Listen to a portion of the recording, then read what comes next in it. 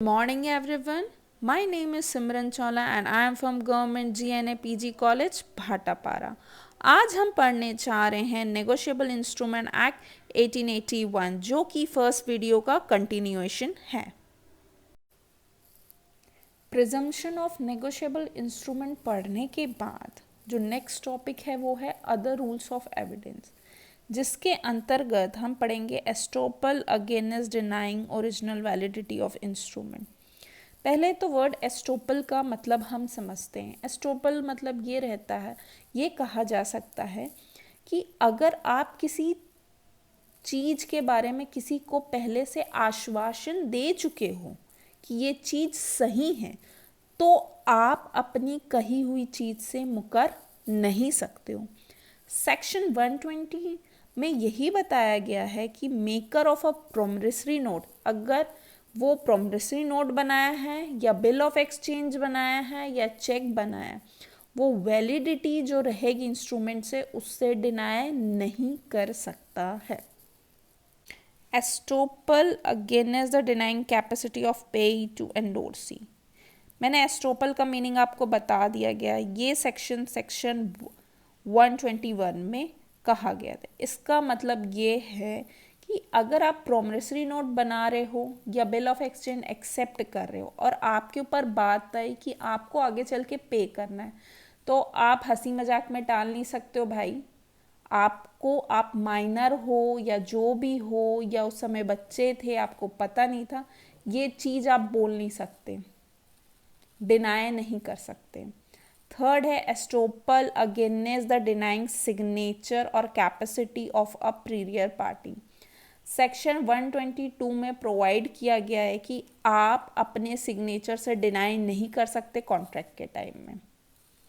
अब बात आती है कि कितने प्रकार के काइंड्स ऑफ नेगोशिएबल इंस्ट्रूमेंट में, तो उसके पहले हम पढ़ेंगे प्रोमिसरी नोट, वो भी इसका नेगोशिएबल इंस्ट्रूमेंट का एक काइंड है।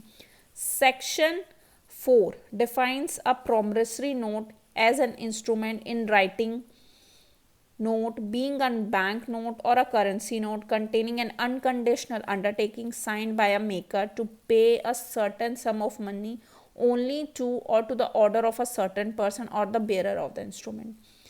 इसमें क्या कहा गया है कि प्रोमिसरी नोट जो भी होगा उसमें दो बंदे होंगे, मेकर और पे। ठीक है, वो प्रॉमिस करता है कि इस पर्सन को जाके पे करूँगा या उसके ऑर्डर में किसी तीसरे पर्सन को देना है। इसके इलस्ट्रेशन समझते हैं, एग्जाम्पल समझते हैं कि ये किस टाइप का होता है। आई प्रॉमिस टू पे मोहन ऑफ अ ऑर्डर 1000। मतलब आई मतलब मैं, अगर कोई भी व्यक्ति है वो लिख के दे रहा है कि मोहन का वो 1000, तो आई यहाँ डिनोट करता है मेकर और मोहन कौन डिनोट करता है, जिसको आप पे करोगे। The following are not a promissory note. Mister Suresh, I O U 500। I promise to pay 600 and all other sum which shall be due to him. See, आप प्रोमिसरी नोट अगर उसमें वर्ड कहा गया है प्रॉमिस करते हो, तो जैसे कि डेफिनेशन सेक्शन 4 में डिफाइन किया गया है, सेक्शन 4 में डिफाइन किया अनकंडीशनल अंडरटेकिंग। अनकंडीशनल अंडरटेकिंग का मतलब क्या होता है, उसमें आप किंतु परंतु नहीं लिखेंगे कि अगर ऐसा हो जाएगा तो मैं आपको पेमेंट करूंगा या 10 दिन बाद हो जाएगा। कि जैसे 4th वाले एग्जाम्पल में देखो, आई promise to pay Vinod 700 10 days after my marriage with Vimala. अब पता है क्या इंसान को कि उसकी विमला से शादी नहीं होगी, क्या पता गीता से शादी हो जाए, नहीं ना। तो ये चीज जो हो नहीं सकती या जो चीज अनफॉर्चुनेट है, फॉर्चुनेट है, ठीक है, वो चीज के बारे में यहाँ पे डिस्कस नहीं करना है, अनकंडीशनल रहना चाहिए। या आई प्रॉमिस टू पे मोहन ऑफ, जिसमें आप कंडीशन का उल्लेख नहीं करेंगे। अब हम पढ़ेंगे इसमें क्या बोला गया है। अब हम डिस्कस करने जा रहे हैं काइंड्स ऑफ नेगोशिएबल इंस्ट्रूमेंट, जो कि सेक्शन 13 फर्स्ट में डिफाइन किया गया है। इसमें 3 ही आप नेगोशिएबल इंस्ट्रूमेंट के बारे में कहा गया, जो कि है bills of exchange, promissory note, cheque which में बी डिस्क्राइब। और अभी हम पढ़ने जा रहे हैं प्रोमिसरी नोट, जो कि सेक्शन 4 में डिफाइन किया गया है। लेट्स सी इसका मतलब क्या होता है। Section 4, promissory note as an instrument in writing containing an unconditional undertaking signed by a maker to pay a certain sum of money only to or to the order of a certain person or to the bearer of the instrument। इसके कहने का मतलब ये है कि आप इस definition से ही समझ गए होगे, इसमें 3 कंडीशन है।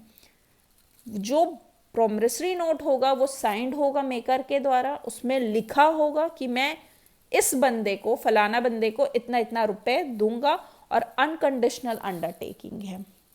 अब आप इसमें समझ जाएंगे कि कहाँ पे कौन सा इंस्ट्रूमेंट प्रॉमिसरी नोट है कि नहीं। जैसे कि हम एग्जाम्पल के तौर पे देखते हैं, I promise to Mohan of a order 1000। ये प्रॉमिसरी नोट का इलस्ट्रेशन हो सकता है एग्जाम्पल, लेकिन ये नहीं हो सकता आई promise to pay Shiva 600 and all other sum which shall be due to him. यहाँ पे क्लियर है, कुछ चीज क्लियर नहीं है। 4th वाला एग्जाम्पल देखोगे, I promise to pay to Vinod 710 days after my marriage with Vimala. यहाँ पे एक कंडीशन लगा दिया है। प्रॉमिसरी नोट इटसेल्फ से कि उसमें कोई कंडीशन नहीं रहेगा, अनकंडीशनल रहेगा। इसमें कंडीशन लगी कि भाई विमला से शादी होगी तभी वो पेमेंट देगा, और नहीं हुई तो 700 रुपये उसका डूब जाएगा। तो ये प्रॉमिसरी नोट का एग्जाम्पल नहीं हो सकता। प्रॉमिसरी नोट अनकंडीशनल होना चाहिए, पहली बात। दूसरी बात, क्लियर होना चाहिए, मेकर के द्वारा साइन किया होना चाहिए, और चौथा, उसमें पर्टिकुलर बताया गया रहना चाहिए कि किस पर्सन को आपको पेमेंट देना है। टॉपिक जो है वो है हमारा रिक्वायर्ड और essential element of promissory note. मतलब क्या क्या कंडीशन होनी चाहिए। If we carefully examine the definition of promise, we find the special features of essential of requirement. मैंने क्या बताया, अनकंडीशनल अंडरटेकिंग बताया, साइंड बाय मेकर बताया, और to promise to pay a certain sum of money बताया। वही चीज इसमें आएगी कि क्या क्या कंडीशन राइटिंग में होना चाहिए, लिखित होना चाहिए। आप किसी को वादा करके भूल जाओ वाला नहीं रहना चाहिए ना भाई, लिखित का हिसाब करना है इसमें। अ प्रॉमिस और undertaking to pay, a promise must be an expressive promise undertaking to pay, कि हाँ मैं दूंगा, और अपनी चीजें पूरी क्लियरली लिखा रहना चाहिए, उसमें कोई कंडीशन वगैरह नहीं होना चाहिए। तीसरा है हमारा डेफिनाइट एंड अनकंडीशनल प्रॉमिस। मतलब मैंने इसमें ये बताया है कि ये चीज क्या होनी चाहिए, अनकंडीशनल नहीं है। हर चीज आपकी क्या रहनी चाहिए, क्लियर रहनी चाहिए। कोई भी 3-5 उसमें नहीं लिखना चाहिए कि ये, जैसे इसमें एग्जाम्पल में दिया हुआ है भाई, I promise to pay Manjit 1000 by installment with a promise that no payment shall be made after May death। अब भाई अगर मैं प्रॉमिस कर रहा हूँ इंस्टॉलमेंट, लेकिन मैं अगर कुछ डेथ वगैरह होगी तो मैं नहीं दूंगा, तो ये तो कंडीशन लगा दिया ना। I promise to pay Jitendra 1000 rupees on Ram's death provided that he leaves me a sufficient to pay the said the sum। ये सारी चीजें क्या लगा रही भाई, कंडीशन दिए जा रही है। तो कंडीशन अगर आ रहा है तो वो चीज नहीं होगी प्रॉमिस नोट में। मेकर के द्वारा साइन किया, जो 4th बताया गया, signed by a maker. A promissory note must be signed by a maker, otherwise it would be incomplete और ऑफ लीगल इफेक्ट। भाई कोई भी चीज है, आपके दस्तखत क्यों लिए जाते हैं? कुछ भी चीज आप साइनिंग अमाउंट वगैरह दिया, चेक भी आप देते हो तो बिना साइन किए थोड़ी नहीं देते हो। तो प्रॉमिसरी नोट है, इसमें भी साइन लगेगा। इस कारण बोला गया है इसमें कि आपको जो प्रॉमिसरी नोट रहेगा वो साइन रहेगा। The parties into the must be note must be certain. मतलब जिस पार्टी को आपको देना है, जो मेकर है पे, वो चीज सर्टन, डेफिनाइट और क्लियर होना चाहिए। डिफरेंट पर्सन, मतलब वेगस नहीं होना चाहिए, वैग नहीं होना चाहिए, अनक्लियर नहीं होना चाहिए कोई भी चीज। फलाने की बुआ को मैं दूंगा, ये क्या हुआ है भाई? यहाँ पे कुछ क्लियर है भाई, रोहन को देना है, मोहन को देना है, सिमोन को देना है, सब चीज क्लियर रहना चाहिए इसमें। ठीक है। The sum must be certain. The sum must be certain मतलब ये होना चाहिए कि जो सम होना चाहिए वो सर्टन लिखा रहना चाहिए। 500 रुपये, जैसे 500 रुपये लिखा हुआ, लेकिन और यहाँ पे बोला है which all other sums which may be due to. भाई और जितना पैसा उसको लगा हुआ है, जो ड्यू हुआ है, वो दूंगा। कुछ यहाँ डिफाइन किया कि कितना पैसा लग रहा है? सारी की जिम्मेदारी ये लेके बैठा है क्या? नहीं ना। तो 500 रुपये लिखा है तो सिर्फ 500। मतलब क्लियर अक्षरों में लिखा रहना चाहिए। अगर अदर पैसा भी बचा है उसका, वो भी भाई क्लियर लिखना है इसमें, ठीक है। तो जो बिजनेस लॉ है बहुत इंटरेस्टिंग ही रहता है अगर आप इंटरेस्ट से पढ़ोगे तो।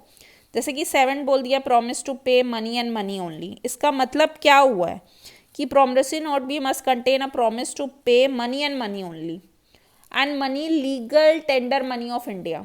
अरे भाई, इसका ये मतलब नहीं होता है कि मैं 500 रुपये दूंगा और 500 रुपये की शक्कर दूंगा, ऐसा नहीं होना चाहिए। 200 रुपये का शेयर दूंगा, सिर्फ पैसे का लेन देन होना चाहिए प्रॉमिसरी नोट में, ठीक है। फिर इसमें बताया कि intention and delivery, the maker of promissory note while signing it must affix his signature so to show the intention to make का promissory note, not a receipt. Receipt type का नहीं बना के रखना। Section 46-48 brings out the promise is of no legal effect till it has been delivered. Even endorsement on it, it is not sufficient until the note has been delivered or actually or constructively.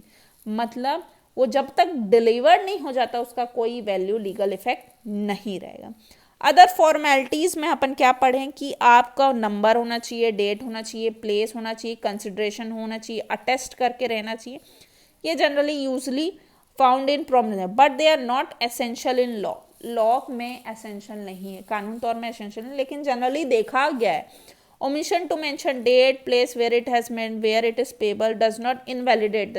अगर आप भूल गए हो भाई date वगैरह लिखना तो ये इनवैलिड नहीं हो जाता है। Similarly the omission of this for value receipt does not invalidate the.